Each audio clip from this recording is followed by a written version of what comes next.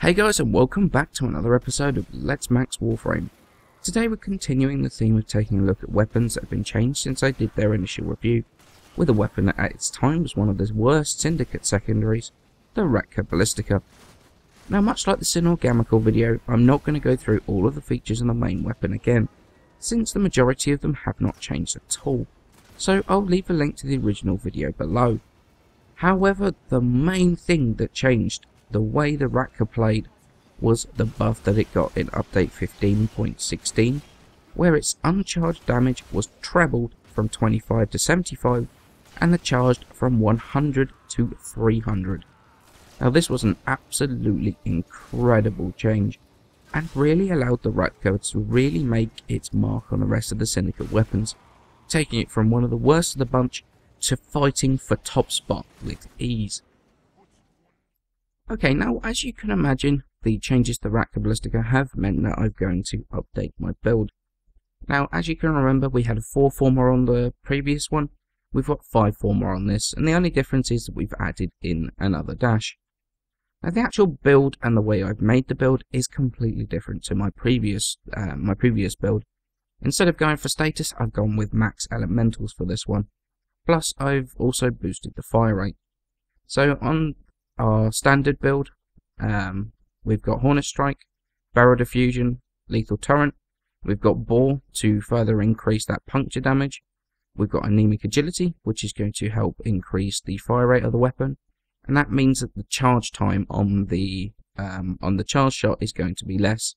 Now with Anemic Agility, you do lose a little bit of damage. If you don't want that damage, but you don't mind a slightly slower charge time, then you can always put the Gunslinger on there, and it does buff the damage up a little bit more.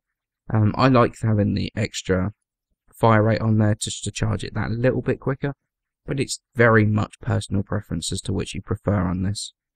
Now for our Grenadier build, we're going to go with max radiation, so convulsion and primed heated charge, and then pathogen rounds for the extra poison damage.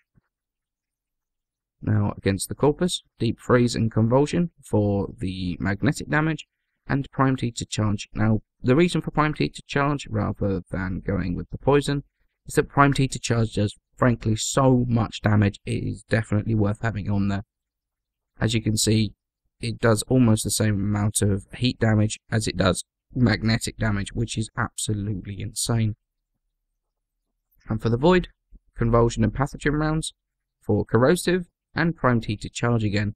And if you're running corrosive projection, you can just change that out, the convulsion out with deep freeze there for the viral damage that you need in the corrosive projection builds. And I found this build is just incredible. The whole build itself is absolutely fantastic to use. It does an absolute ton of damage and is just so much fun. So is it still worth putting the former on it? Of course it is. The Rakta Ballistica has gone from trash to top in the short time of a single buff. The damage that thing puts out is insane and can be used with dual purpose. At low levels, the non-charged 3-round burst is more than enough to deal with any standard enemies, and for things like heavier units and then higher levels, the amount of damage the charge shot puts out is more than enough to deal with any unit up to a pretty high level. This one single buff took the Rakta Ballistica from one of the worst Syndicate secondaries in the game, and to be honest, a pretty average secondary weapon, to one of the top sidearms in the game. Now the Rakta is still a bit of a refined playstyle, and not everyone's going to like the way the non-charged burst feels, and if I'm honest, it took a little while for me to get used to it as well. It's a weapon that can be spammed, but really needs to be fired at a certain rhythm to be able to make it fire as fast as possible. Firing a charge shot obviously gets around this, but using both fire modes to this weapon is definitely the most effective way to use it. The Rakta was a weapon that I maxed, found it pretty average last time, and it ended up in my inventory again and didn't get any more playtime at all. Even after the buff, it took a while for me to try it out again, and quite frankly, I am glad that I did. It's still a fun weapon, it's a fantastic weapon, and with the right build, it's hugely effective. Worth dusting off and giving another go. You might be surprised. As always guys, many thanks for watching. Please remember to leave a like and subscribe, it helps me out a ton, and I shall see you in the next episode. you.